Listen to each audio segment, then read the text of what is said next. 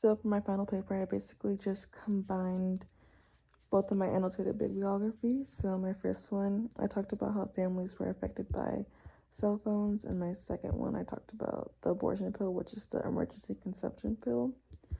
So basically what I talked about in my essay is how it's a good thing and a bad thing, and it's also ruining families, but at the same time, people are still getting lots of benefits from it, like building communication. One of the bad things is, I guess, social media.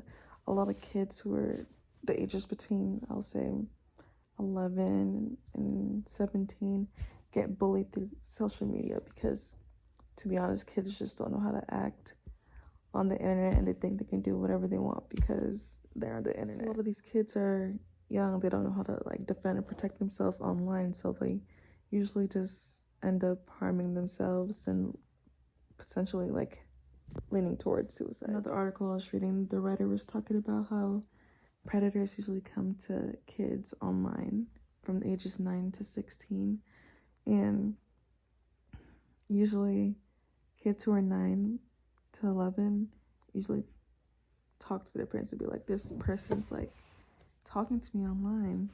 But I feel like teenagers who are the ages between 14 and 16 usually entertain these predators online. So another article I was reading was talking about how people don't have normal relationships like they used to be in the 80s.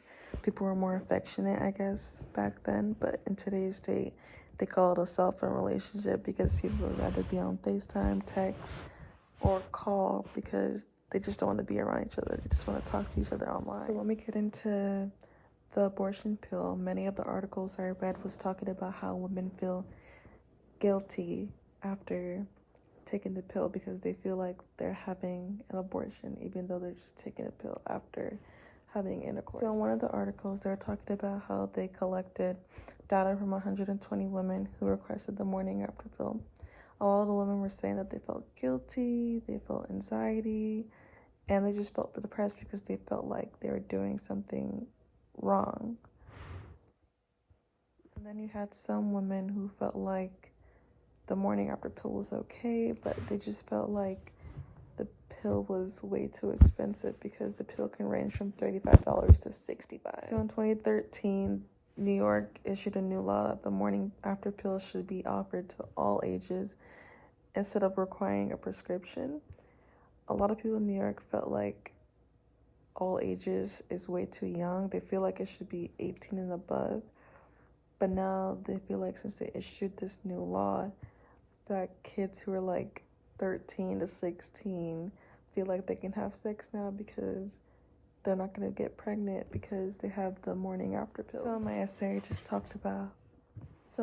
just combined both of these topics. And I know both of them don't really relate to each other, but I feel like it's a lot of information and stuff that happened today.